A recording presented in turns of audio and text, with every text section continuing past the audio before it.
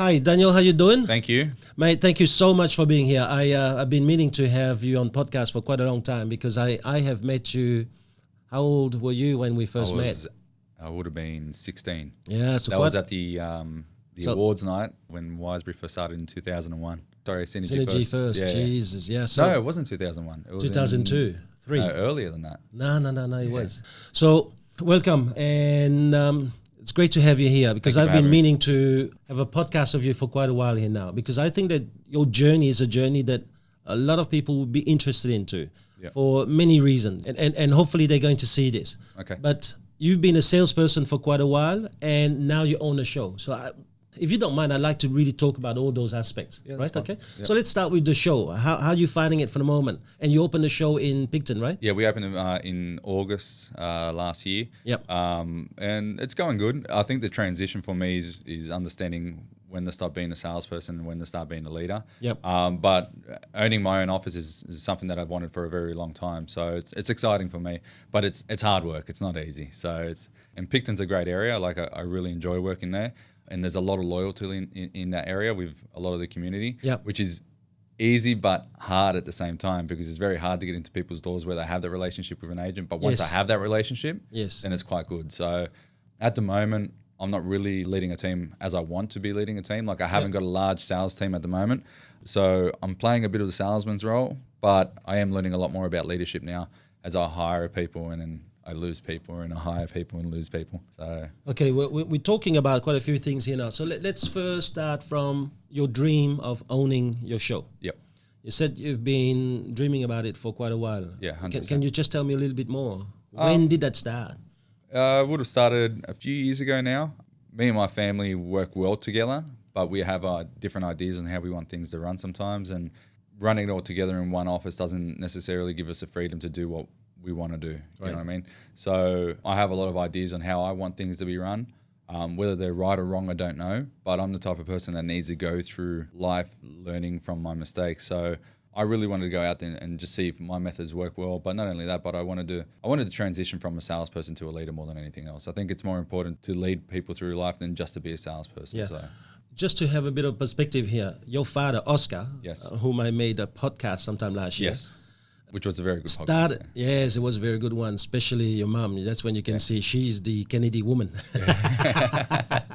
So your father started in real estate almost 1978. Yeah, okay. Yeah.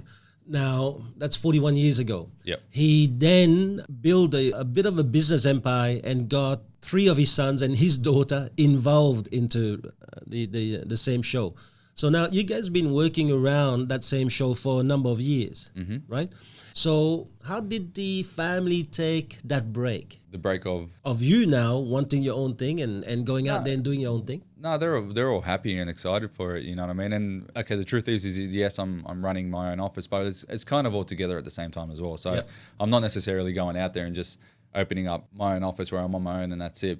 We as a family really needed to grow. We couldn't stay 5 members all together in one office growing just in that place. So it was something that we needed, and Jason and I were looking forward to moving to somewhere like that. And Jason and I were quite excited about it, and you know, we're all happy for each other. You know what I mean? There was no hard feelings about moving on or anything like that. It was actually more excitement than anything else. So okay, yeah. And so how did you bring it up to the family that, hey, maybe this is now time to, or is it something natural, or is it's it like something that was more natural? So we've been talking about it for a while. We were trying to find the right place. There was an opportunity that came up, as you know, in Fairfield many years ago, which didn't suit us. We didn't want to go towards the Fairfield way, so we were mainly looking towards the Camden and Wallandilly area and Southern Highlands. An opportunity came up in the Southern Highlands, which was a bit too hard for us to make that move. So Camden was the ideal place for us, but once Wallandilly came up, Picton, then it was a sure thing. So we made the move. Yeah. Okay. So why didn't you go with Ali, or why didn't you go with Michael? Why Jason? I don't know. I think Michael was already established as a manager in Preston's, and I don't believe I could run the team as good as what Michael was running it in Preston's at the time. So Michael was obviously going to stay there. Jason came to Picton with us, or we decided to go to Picton together with Jason because there was a rent roll that we were purchasing as well, and Jason knows property management better than anyone I know and better than us. So he was the person that was going to be running that property management team down there. So it was just an obvious pick for us to go down that way. with Alex staying in Preston's, it's just more of where she is and the area that she knows, and everything that she has there is based out of Preston's. It doesn't mean that she hasn't got any involvement in the Picton at all. It's just that's where she's based and that's it. So, yeah. Okay. Tell me, so when did the dream become reality? What did it take for you to do that? Because we've been talking about this. I think that the office thing is probably something that was meant to be probably a few years ago. Yeah. Right? And you've been quite patient. But what was that thing that went, click, it's now time? I think a lot of talks with you, to be honest with you. Yeah, mainly a lot of talks with you. And then really the click could have happened a year or 2 years ago or a year ago, but the right opportunity didn't come along.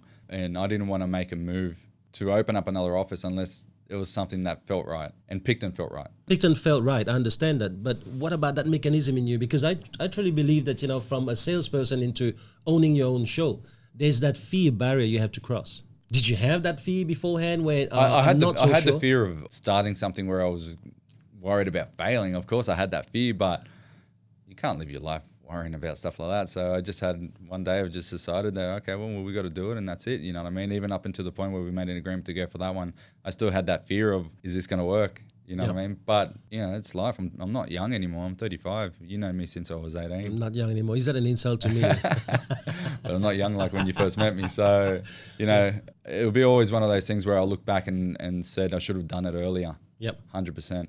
But it just felt right at the time and that was it. There was just, I can't really pinpoint what was a moment, but there was a moment where we just said, maybe let's try and explore it, because I'm sure a lot of people will be asking that question. What is that point? And I'm just trying to think of something that you've done lately that I believe maybe could have been a catalyst. Is that a few years ago you started a gym? Yeah. You started going to gym. Do you want to tell me what you were doing? Yeah. So where it all really started in regards to the gym that I do now is Jason invited me to go on a trip to New Zealand to go hunting. And we did a thing where we flew into a valley and we stayed in a small hut.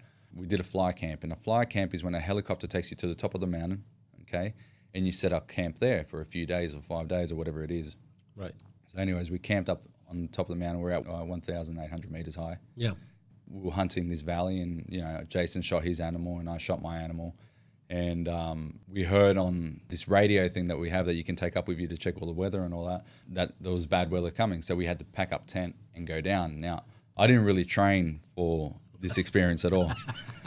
And the day before we were meant to leave, we got minus 16 degree weather at night. It snowed and everything froze over. Our boots had frozen and we couldn't leave early in the morning like we'd planned to. So we had to wait until 12 o'clock in the middle of the day for everything to thaw out. So to be able to put our socks back on, for our bags to stop being rock solid hard through the ice, everything. So we had to wait. We had to pretty much thaw everything out. Right.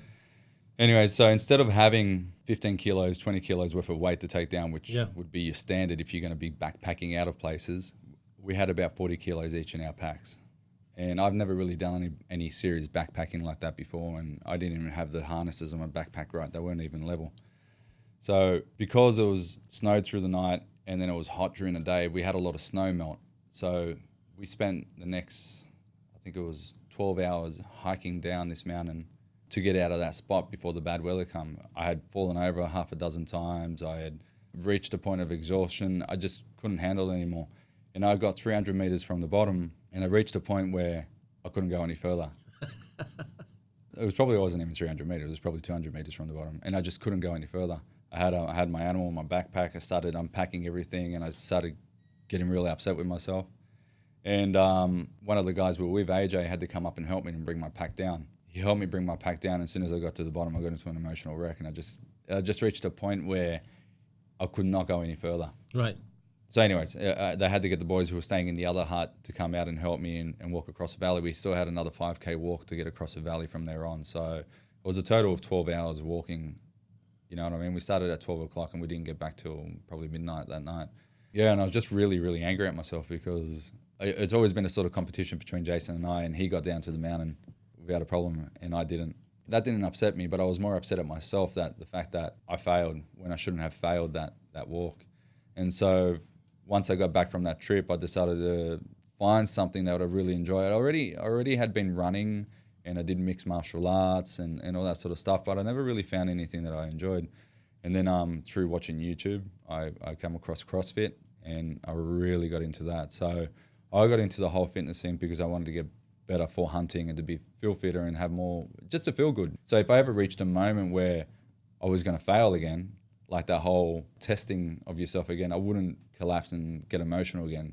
I would want to be able to turn around and stand back up and keep on walking. You know what I mean? I wanted to have that mental strength to do it again. So that's where my whole fitness thing came about. You know, obviously aesthetically, I wanted to look good as well, you know, and I did a complete turnaround. You know what I mean? I'm 10 times fitter than I ever was now at 35 compared to what I was like at 24, 26 whenever we did the trip. So that's where it all came about, really. What a great story. But and they say that usually like tough moments actually sometimes bring into one's life a much bigger lesson.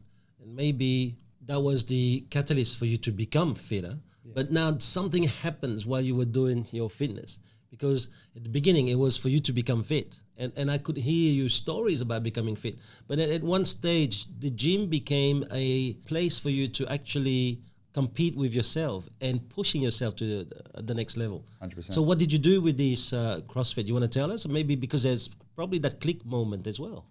Obviously, I've been doing CrossFit for a few years, and I've been doing it now for 7 years, and 3 years into it, I started doing competitions. Right. And so when you start doing CrossFit competitions, you usually do it in pairs or in a team. And when your coach usually pairs you up with someone, they usually pair you up with someone that's quite good. So, you know, I really at that point had to turn around and be good at what I'm doing. You know what I mean? Be committed at that CrossFit competitions and start looking at my lifting and technique and all that sort of stuff. Because the last thing I wanted is to enter a competition and then let the other person down I was training with. So really from there on, most of my CrossFit has been getting up at 4:30 in the morning, doing my Wim Hof breathing, getting to the gym, doing an hour and a half session. So doing strength and conditioning first and then doing the hour session of CrossFit and doing a lot of sort of massage sort of therapy and everything afterwards, like stretching and all that sort of stuff. And I think by doing that, it's given me the commitment to understand that, you know, life isn't as simple as just getting up in the morning and just going to work. You know what I mean? Life's about prep. Right now, if I was to look at what my prep is, every night I do the same thing. I come home, I prep my next day. I wake up, I do my Wim Hof breathing. Why? At 4:30. At 4:30, because it makes me feel better when I train, and it gives me clarity as well when I go to work as well. So do you go in winter, like in shorts, and do you have cold showers then? I have cold showers, but I've been slacking off the cold showers lately. So you're only doing half Wim Hof? Yeah, that's right. But what I like about Wim Hof is that it gives me the cardio strength that I want. Right. So it makes me breathe a lot better. And I think what Wim Hof teaches is good. It teaches you to breathe, because how often are we shallow breathing through the day as opposed to doing the deep breaths that we're meant to do. Mm-hmm. So that's given me the cardio endurance that I've really wanted through CrossFit. But I think the main thing I've gotten out of CrossFit is my discipline. Yes, I was going to say.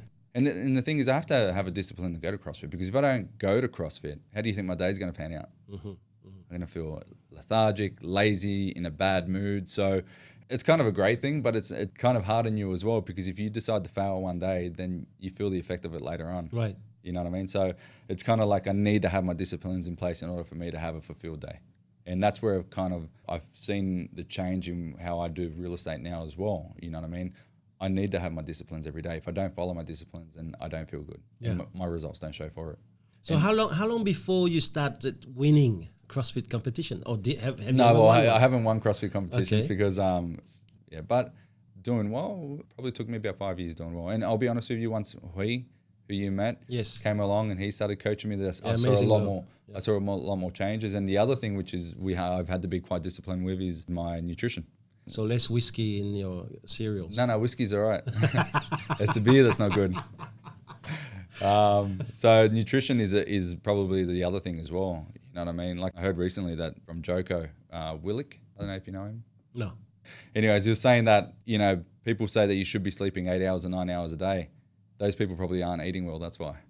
You know what I mean? And I find that when I'm eating well, I have a lot more time during the day to do the things I do. And if I sleep 5 hours at night and I feel good, it's because I've been eating well as well. So, you know, the balance of good nutrition, training, and discipline for work has made a huge difference for me. So yeah. I mean, I've seen you change over the past few years. But I've been thinking about what was the click. And yes, I have seen way more discipline coming into your life. So I know the sport has done something. But then is there a point in time when you throw yourself in a competition, and really in the end, it's not about winning. It's about winning against self. Yep. So, and I believe that there is that point in time when you won against yourself. And that's probably a click too that made you realize, hold on, I can do anything. And that's when I spoke to you and realized, hold on, there is something different about him now. There is where beforehand it was always, nah, the night's coming. I'm not ready yet, or it's not there for me yet, or no, I'm not ready for the business. There was that quite self-confidence now. I am ready now. And then after that, that's when I saw you becoming impatient about doing it, because now we're ready. Quite often, we just want it yesterday. Yeah. Was there that point in time in that CrossFit competition where that click happened? I'm just trying to pinpoint. I reached a point where I had the mental capacity just to push past. So you go through your stages where you're like, your head game takes over. So your head game tells you, stop, stop, stop, stop. And the workouts are hard. They're not easy. You know, I invite you to come do it one day and you'll see how hard it is. And so there's many times where you're going through there where it's like you want to stop and you want to finish. Yes. And so I reached a point, and it was through the Wim Hof and all that sort of stuff and through the cold showers, where I reached a point where I didn't have to stop anymore. I could just keep on going. Right. I could slow down just a little bit, but my endurance just went through the roof. So there was a point there which really did affect me, was when I was having those cold showers and doing the Wim Hof. That's where I saw the point where it changed. I can't pinpoint exactly when that happened, but it just happened throughout. It was just through a decision that I said that I wanted to be. Yeah, I mean, I like the point you made, because, George Will, probably one of the most eloquent person. He's still alive. He's in America.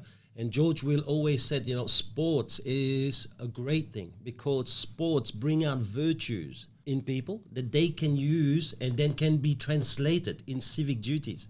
And so I believe that sports, when you do it at a competitive level, because competitive level means you're now being measured. Sports, when you push yourself to that level, actually brings out those virtues, and suddenly you realize many other things, even as a father, that you could do better, as a business person, that you could do better. And I think that, this drive in the sport, a lot of people don't realize how important it is. Yeah. I don't believe in doing sport just for fun. I truly believe if you're doing sport, push yourself. Yep. It doesn't have to be a competitive level where you have to win everything. But what about being competitive with yourself? Yeah. Because sports at that level will bring out those virtues, right? Just on that as well, I think the one thing that it's taught me as well is there are moments to think and moments not to think. Right. And when you're training like that, thinking doesn't do you any good. You know what you need to do. I know I need to put that dumbbell over my head and bring it back over my head, and I need to get up on the bar and do pull-ups, and I need to do all that. Yes. That doesn't require me to think through the whole thing. It just requires me to do. And it doesn't mean that you go through everything as a zombie and not think of anything, but there are times where you don't have to think about what you're doing. You just have to do it. And when you're just doing it and you're not thinking about what you're doing at that point in time, that's where I think your head game works quite well too, because you're kind of lost in that moment, or you're lost in something else, but you're not thinking of the hard work that's in front of you because it's automatic. So yes, do you want to clarify that a little bit? Because when you say you don't have to think, a lot of people are going to say, man, we're thinking all the time. So when you say you don't have to think, what does it mean? Well, you don't have to think about how hard the task is. Oh, right. You just have to do it. You know what I mean? When you're going through that sort of stuff, if you're thinking about how hard it is the whole time, you're not going to do it. I can guarantee you. If you're doing real estate now and you're thinking about how hard the real estate game is, you're not doing well. But if you understand that it's hard, but you just do it anyway. So let's put it in the context with prospecting, for example. Yeah. How would you explain that? Well, with prospecting, your job is to dial a number. Yeah, and ask a series of questions. Ask a series of questions. Okay, so what would be thinking? If you're sitting there the whole time going, this is the worst thing I've ever done, no one's answering. Right. I just got told off by that person before. Nah, you don't think about that. You just pick up the phone, you ask the question, they tell you off, you move on. And you move on, and that's it. Okay, so how could you avoid sensitive people from thinking that?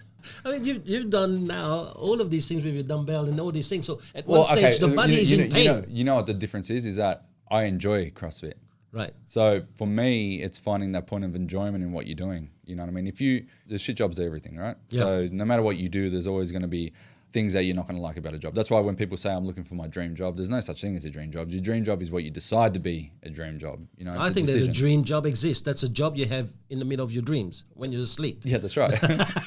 That's right. So if you were to now advise someone who's prospecting, what do they do? Do you then find a joy that prospecting will bring you? I mean, how could you find a joy that... Well, it depends on the person. Like for me, it's a financial thing. Okay. So I know that if I bring 5 listing appointments and one of them gets listed, and then I know there's a good opportunity for me to make bonus and then for me to make a second bonus when a property sold. So yes, you got to look at the financial gain. So I have a genuine interest in when I talk to people. Yeah. So if I'm talking to a client and they do something that I don't know, or they have an interest that I have an interest in, then I'm genuinely interested in talking to them. So when I prospect, yes, I have a 1 in 15 ratio. So you give me 45 numbers a call, I'll get you 3 appointments. Okay. I guarantee you. We can test that if you want. Why? Because I have a genuine interest in every time that I call someone in what they have to say. And if I catch someone that gives me 2 seconds to talk to them, or they give me a hint of a maybe that they do want to sell, like that, nah, not interested, I can jump on that, be interested in talking to them, and turn that into an appointment. Oh, that's nice. And that's the game for me. So, and that's what you mean. You're not thinking about the pain that it's causing you. You're thinking about the person on the other side of the line. That's right. So when I lift that dumbbell up, or when I'm doing hang cleans or whatever it is, yep, I'm thinking of the benefits that I'm getting out of it. Right. I'm not interested in how strong I'm going to be, but I am overly interested in how fit I'm going to be from doing it, right, how healthy I am, you know what I mean? And that's what keeps me going in regards to that. And when it comes to doing prospecting, when I do it, I'm interested in talking to someone that I have an interest in. Yeah. You know what I mean? I'm interested that when I have that maybe, where someone kind of says, oh, nah, not really, that I can turn that into a yes. That excites me more than anything else. Yeah. So for me, I found, and I've been doing a lot of cold calling, you know what I mean? Because I've opened up a new office. I've found interest in that. I love the idea that I can turn a no into a yeah, all right, come over and give me a price. You know what I mean? So you have to find interest in that. That's what I like. And this is hence you see the virtue of the sports being brought into work. Yeah, 100%. This is fantastic stuff. So let's move on here now from the sport. Let's go back to the business that you open. All right. What's the hardest thing now? For me right now would be it's a transition of understanding when not to be a salesperson and when to be a leader. I've had a few people working for me, and I can see that I've been more of a salesperson with them than I have a leader.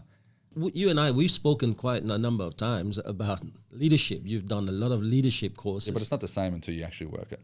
Right, I see. All right, and that's for me anyway. You know, I mean, you can teach me everything you want, but until I'm in the deep end trying to swim, when I don't know how to, I'm not going to learn how to swim. So, okay, so now let's use this thing that you learn at CrossFit. What's the fun you're going to find now in being a leader of people?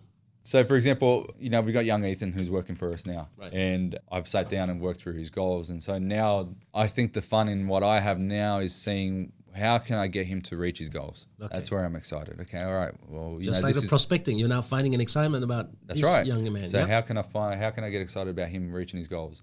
You know, I was so concentrated before on the amount of calls that he had to make, which it was making me angry because if they're not reaching those 100 calls, then it's throwing me off. And then I'm not leading anymore. I'm just being reactive to the point that they're not making the 100 calls. So that's through Michael. Michael's helped me a lot with this as well. That's changed my perspective on it now. For me, it's not about the calls so much. It's about if you have a person that you genuinely think is going to be good in real estate, which I think Ethan's going to be great, it's about keeping them excited about staying in real estate, because cold calling all day, not a fun job. No. But it's an important job to do. So it's a necessity. That's right. Mm-hmm. So what I want to do with Ethan right now is I want to teach him to be able to make those 3 appointments in a shorter amount of phone calls like I can. Yes. And that's my other fun bit as well. Okay, well, how can I teach him to be a little bit more like I am in regards to cold calling and getting people to turn around and say yeses? And so he's quite good at that. You know what I mean? You look at my diary for the next 2 weeks and they're full. It's because of what he's doing. Yep. And there hasn't been a day where he's had to make 100 calls because he's just filled my day. You know what I mean? And keeping him entertained through the day as well is important. You know what I mean? Drops and doing this and taking him out to listing appointments that he's got for me, I think is very important as well. So I think I've gone from being a salesperson to being a leader / mentoring role for him. Yep. And I think the mentoring role is the other bit that makes me quite excited as well, because I want him to learn from how I do things. And I guess I'm a better teacher at you watching me how to do things as opposed to me telling you how to do things, I guess. Yep. Yeah. Whether that's right or wrong, I'm not too sure, but I'm learning. I think it's great leadership that you're starting to do now. Yeah. See, so finding the fun in extracting the best out of people is driving you beyond any obstacles that you could get along the way. Now, you said earlier you're interested in him reaching his goals. So you know his goals? Yes. Okay. And how are his goals? I mean, are his goals what you put in his head, or his goals, his own goals? And It's his own. It's his own goals. Okay. So Yeah. may I then say that maybe his goal doesn't excite you? To be honest with you, some of the goals I'm kind of like, well, you could aim for a little bit more, but that's his personal goals. That's what he wants to achieve. So who am I to say? Like, one of my silly goals is to build a hut one day. Yeah. That's not going to excite you. It excites me. Which hut? The one I'm talking about 1,800 meters? No. But to build like a log cabin one day or something like that. That's one thing I want to do before I that die. excites me. That's when you have that Hilton on your land, and I will come hunting with you. But so who am I to say whether your goals are exciting So or not? the reason I'm asking this is that there's a lot of leaders in small businesses who believe that, their goal is to help someone own a house. And so all that they want is to push everyone who works around them just to own a house. And hence I'm asking you is that a goal is something that excites a person. And one person may be excited by just traveling around the world. And one person may just be excited to have stability in their life, right? Yep.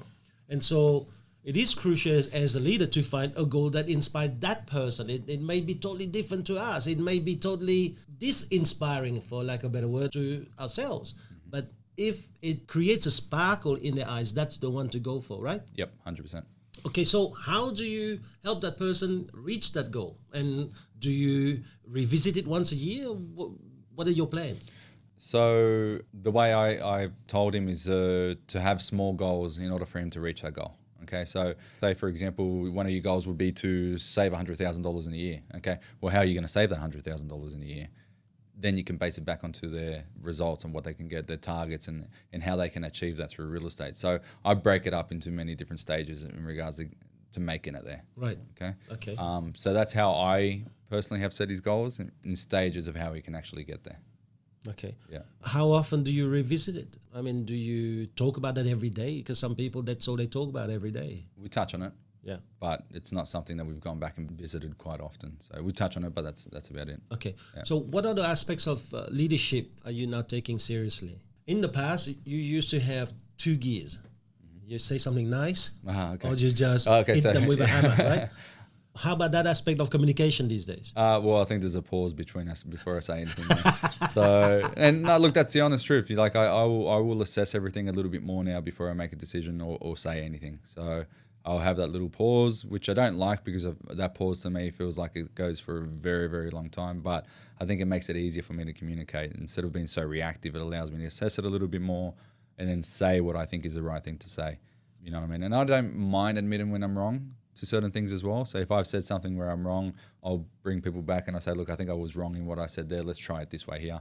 But I think also I like people to come up with their ideas on how they want to do things.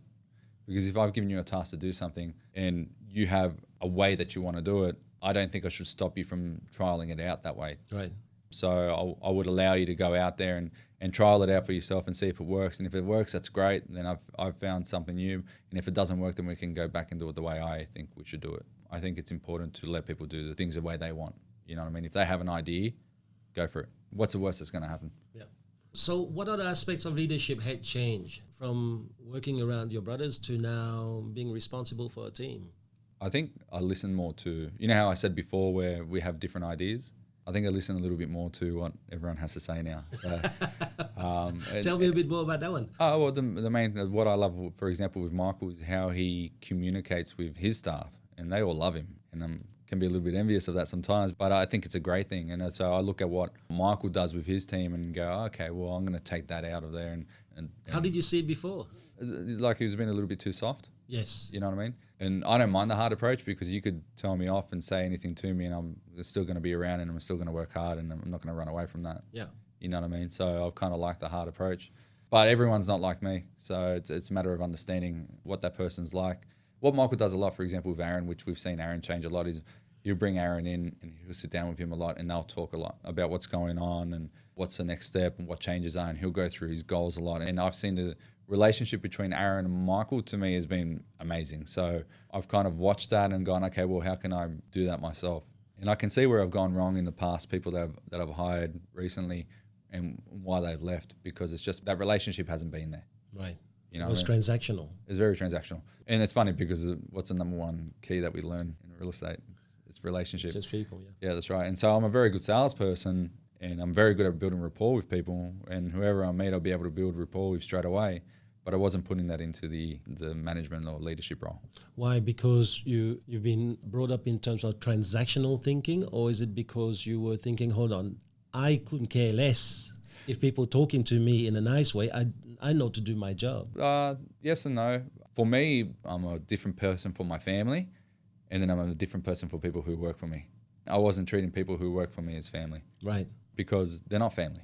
No matter what happens between me and my family, if we have an argument, whatever, I'm friends with you 2 seconds later because you're my family. I didn't have that relationship with anyone who I hired. So if I had that argument with you, then I kind of didn't want you, and I wasn't interested in you. So that kind of changed a lot in regards to how I see things. I stopped seeing people as just staff. You know what I mean? I want to treat them more now like family more than anything else. So that's a big change, man. Yeah. Huh? Yeah. This is fantastic stuff, because it takes quite often a leader many years before he realizes that. Yeah. But I think that there's a lot of knowledge in you. And as you said earlier, even if you've done some of those courses, they're not useless because they're in there. And I can see how fast it's coming out now, and you're starting to use it now, you know? So you're becoming more and more of a transforming leaders. But one of the biggest drive that you had was to have freedom of time. So you've worked very hard, earned great income, and became free. Owning your own show, did you find a backward step in terms of freedom? And is that going against one of your values now? No, it's not. I'll be honest with you. It kind of should, and I feel guilty for saying it, but no, because I love real estate, but I love what real estate gives me. And if I can't do what real estate gives me, then it's not for me. You know what I mean? I love the freedom of real estate, but I do work more. So, you know what I mean? I do put the extra time now compared to what I used to before, and I do work the later hours. But when we have time for me to go away with my family or with the family or to do things that I enjoy, then I will make that time, but I'll make sure that I work around that. Don't get me wrong, starting your own business, it should take time away from you. But I think if one of our best values is to have, and you've said it many times before, is freedom, then we shouldn't stop that freedom. Mm-hmm. And the truth is I've opened up this real estate, but I've opened it up with my family anyway. So if they ever need to come in and help me out because of whatever reason, then we're all there to help each other anyway. I get that. But because you are now the director of sales in that business, you're responsible for more people. Yeah. And some of those people are new. Yeah. The nucleus of the team is new. Yeah. So don't get me wrong, I'm not going away 4 weeks at a time every single time. I haven't got that sort of freedom, but you know, like I still make time to do things that where I enjoy. Yeah, that's for sure. But for example, you probably will find that your day's a bit longer now because at the beginning of the business, there's many other things. That you have 100% to do my day's longer. You know, yeah. Before that, you used to just do listen, sell, and then see you, Michael. You run the team. Yeah. Now it's you do listen, sell, and then there's time for marketing. Then there's time for leadership. Then there's right. So it's taking a bit more time. 100%. And 2 days ago, I had 3 listing appointments in a day. And on average, I have 2 listing appointments a day. Yep. So when you have all that, and you have to be a salesperson, and you have to lead, and you have to do everything else, it doesn't give you much time. So obviously, there is a lot of late hours working. And the majority of my listing appointments, I prefer to be after 3 o'clock. So if I have 2, there's usually one at 4 and then one at 6 p.m. And I'm not coming home until an average 7:30, 8 o'clock every night. Just home in time to give my kids a kids good night, and that's it. There is a lot of hours that have been put in every day. I think it's very nice of you to say it, because that's what a lot of people don't realize, is that sometimes they feel it's a step back, but it's not. If you're undertaking a bigger dream, there's going to be more time involved. There's going to be more investment of you. Mm-hmm. And a lot of people go, no, I just want to open a show, and I'm not going to sacrifice. I'm not going to make sacrifice. I'm not going to put more time into it. No, 100% the sacrifice. The same way I had to sacrifice my mornings to get up and early and be fit because I wanted to feel strong again. I have to sacrifice what I have in real estate in order to have a successful real estate and to be able to give my family the things that I want. So there's always going to be sacrifice. And there's no such thing as making any sort of money without some form of hardship anyway. You know what I mean? So you're going to have to go through hard times. And that whole working smart bit is very, very hard to learn. So it's one thing that I want to learn how to do is work a lot smarter. So it gives me a free time during the day, so I have time to go home and do things that I want with my family. But at this point in time where I am at the beginning of my career, It's just hard work and that's it. Yes. You know what I mean? Up until I reach a point where one of my goals is to always be holding 20 listings on hand so that I can constantly have stock to sell, then, you know, I'm not going to be where I want. Have you got a plan for that? Yeah. Okay, so what's the plan? Where I got Ethan now is great because what Ethan does is he calls the majority of my colds, and I got a whole heap of warm leads that I have to call, which gives me about 50 a day to call every single day. So yes. with Ethan working on my colds and I'm working with my warms, and every time Ethan gets me a listing appointment that I go to, that automatically comes into my warms for me to chase again. It's funny because when you're calling colds and you're booking in these appointments, you're building a whole lot of warms. That turnaround of turning warms into actual listing appointments can take a little bit of time, but when they start to come through, they start to come through well. So for me at this point in time, it's building up as many warm leads as I can. The more warm leads that I build, the better opportunity I have to go out there and list more properties and get more listings on. And that's how I see the plan going ahead. It's not about how many calls Ethan makes. It's about how many doors I can get into and how many warms I can build up. Right. So then I have stuff to list. So what about time for buys? Will you have team members to look after and buy appointments for you and take buys, because then you can focus on what's important? Well, the focus will be to get Ethan to start doing that as well. I would like one more benchy to be on board, and I would like to swap them in regards to that role. So you know how I was telling you earlier, I don't want them to be bored. Yes. I want the weeks to be filled with cold calling, coming to listings with me, learning how to qualify buyers, me qualifying buyers, booking buyers in, teaching them how to do the whole buyer process properly. Yep. Maybe getting them to run open houses, and I deal with the AAA buyers. I'm not sure at this point in time, but that's my goal of how I want things to run. Pretty much the same setup as what Aaron and Michael have, really. You know what I mean? Aaron is very, very good with sales. And he sells more houses than all the other boys in the office at this point in time. What was the turnaround for him? I think Michael was very persistent with him and teaching him and mentoring him, and I think he clicked. He had a click. He had a click, Yeah, he had a click. There was a click somewhere. I don't know exactly where that click was, but there was a click there. And sometimes you probably won't even know where it is, but it's just one of those things where you just automatically just turn around and you go, oh, okay, and you change. So he had a click somewhere along the lines where he started doing quite well. Now, one of the things that I hear from you and Aaron and Dan prospecting, and you don't want to do prospecting, a lot of people are still doing the 1960 ways of prospecting, but what about marketing? Now, you have won a marketing award last year with Wiseberry. Mm-hmm. So what's the role of marketing in your new show? For me, it's always to come across different. So whenever we look at our marketing, it's just, I don't want to do the same thing as every single real estate agent. I do believe every single property, for example, should have twilights and things like that attract them to the property. Yep. But, for example, I'm not a believer of floor plans because that's not selling anymore. You put a floor plan out there and someone looks at it and they don't like the floor plan. Do they come and have a look at the property? No. So when I'm controlling the marketing on all our properties, all I want is to make sure that property stands out. Why are we so driven to just go out there and knock on people's door? What about making sure that when people have got a sniff about selling or thinking about selling, that they immediately think of us? It's a little bit like how Apple, you know? Well, I have a better example than that. Well, not a better example than Apple, but I have a better brand, which I like better, and it's a brand called Yeti. And so we did a video last year called Wallendiddly's Home. Okay, it's for an old lady by the name of Mari Potters who'd been in the area in Oakdale since, I don't know, for 75 years. Yep. And she talks about the history of Oakdale. And the great thing about this lady I love that video, yeah, she's a talker. So she's really good on camera and she gets lost in conversation. I actually came across her cold calling. So I was cold calling the area. I felt that maybe, got into the conversation with her. She told me a brief history about the area that she'd been in there for 75 years. I organised an appointment to give her a listing appointment, which I know was going to be a waste of time, but I was more interested in seeing, because I had this idea of doing this video for a while, in seeing what stories she had to tell. So it wasn't really a listing appointment. I don't think I even gave her a price. We sat there, we spoke for about half an hour, 45 minutes, and I asked if we could do this video. Now, what I like about the Yeti videos, they do documentaries on people that they sponsor, but it's not about their product. It's just about their sponsorship. The only time you see anything about Yeti on it is the intro, where it says Yeti Presents. And then halfway through the video somewhere, there's one of their products that's in there. Yeti do ice tubs and coolers and all that sort of stuff. Right. Okay, and that's all you see of them. But everyone knows it's a Yeti film. Right. And so my idea through marketing our office was to do similar films like this. Unfortunately, could only do one because of how things changed a little bit. But my idea was to do marketing like this in the local area like we have in Picton.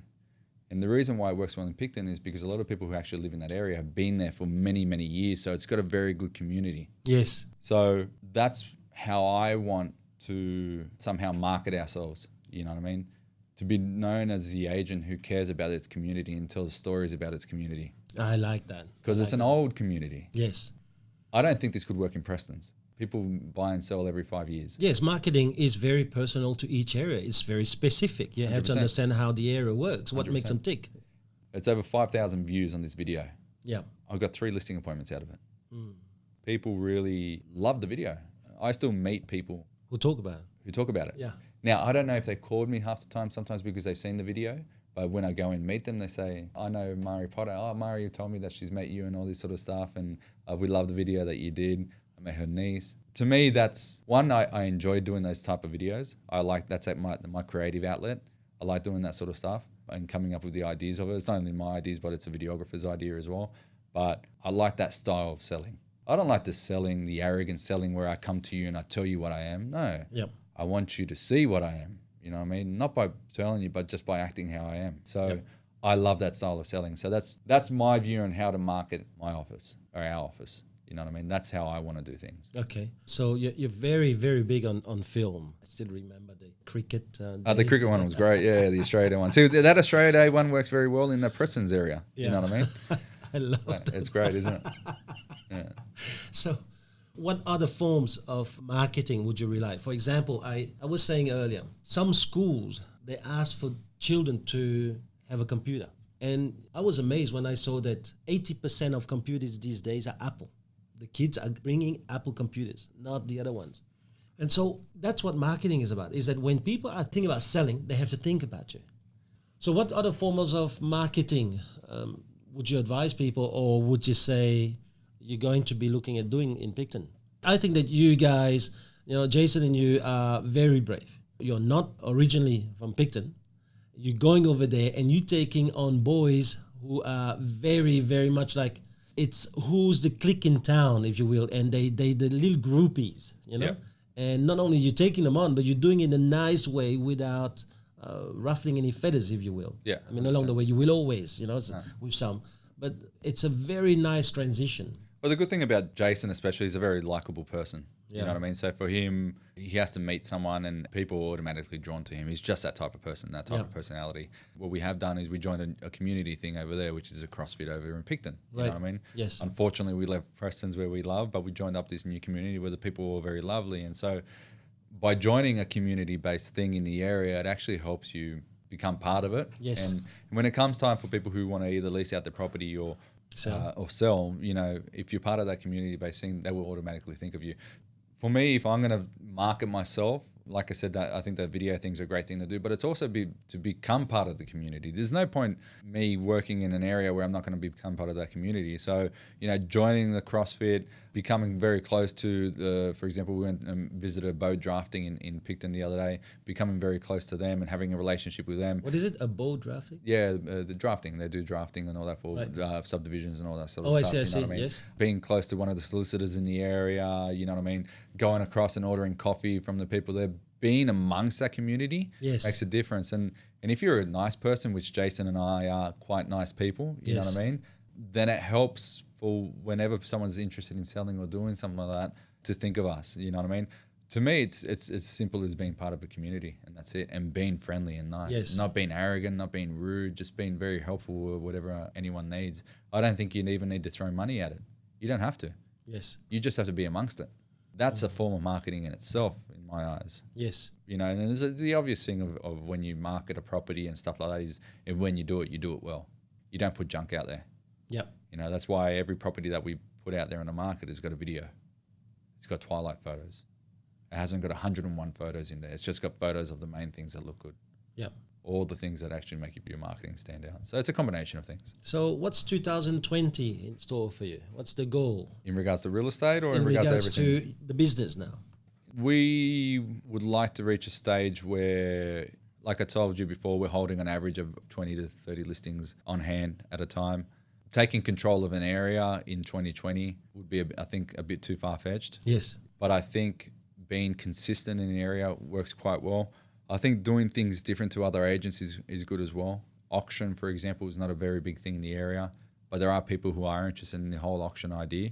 So selling the auction idea and being successful at auctions I think would be something that's going to help in regards to getting us more business as well. Yeah, because you'll be the only one, right? The only one that actually does it. That's right. And the only one that actually does it well. Yes. So Because Jason is also a great auctioneer. great I've heard auctioneer. Not that the auctioneers really do much, they just show up on the day, but Don't tell him that. but it's mainly knowing how to run an auction properly. You don't simply just put out property for auction and just hope for the best. There's a lot that goes into it. So, and I quite enjoy auctions. Auctions are probably, in regards to time management, auctions are the best thing you can ever do. Right. But yeah, the goal is to turn over about $50,000 a month over the next 12 months. That's a bit low. You can do better than that. 100% I can do better than that, but I want to reach that first over the next 12 months. And if I reach that over the next 12 months, we're actually doing quite well.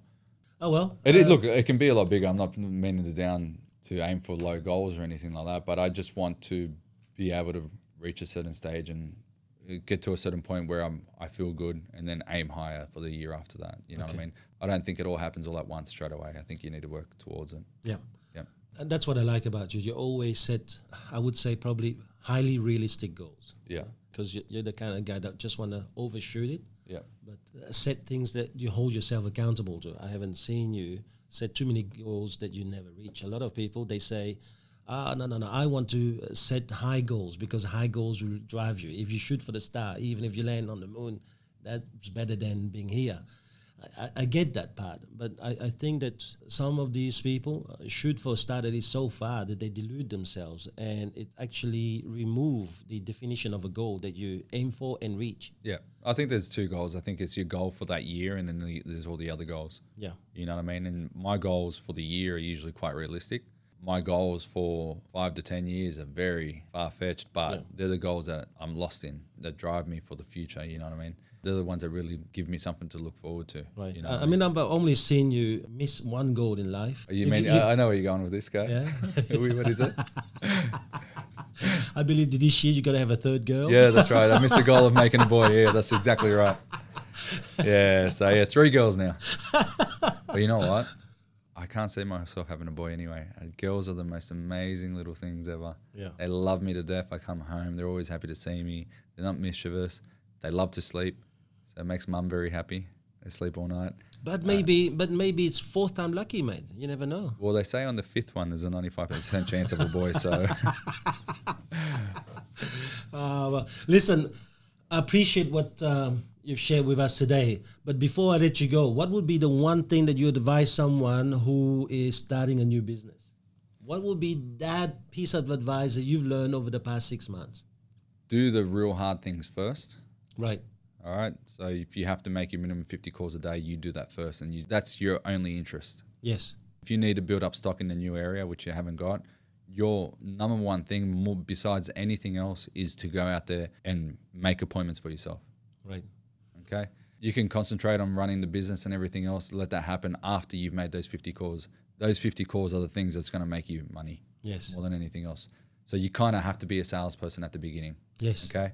So that's one main thing, and the other thing is be lost in the community. Be part of that community. That's you have to be part of that. You know what I mean? If you're not part of the community, people aren't thinking of you. Be outgoing, friendly. Don't be that person that people just seeing you from afar and you never say hello to them. Every time you walk down the street, say hi to people. Smile. Be friendly. Have a conversation with them. Be interested. So yeah, work hard and be interested in people and be part of the community. That is so nice. Yeah. Man, I'm so excited to see your growth. And I think that we only seeing the tip of the iceberg with you. I think that there's been many years now of information still inside, that information is about to just spring out. And I think your growth, man, it's been tremendous. There's an enormous amount of self-accountability. Like I talk to leaders sometimes and I see the blame, the finger pointing happening all the time.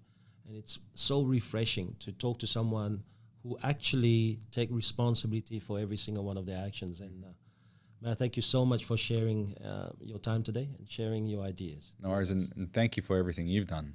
You were talking about clicks before. One of the big clicks that I had when I was younger was because of you. So thank you. Oh, that's so nice, man. Yeah. You can lie after the podcast, okay? All No, right. well, where's that $100 bill you're not giving me for that? Thank you. Thanks so much for today, Daniel. Thank you. Thank you. Thank you.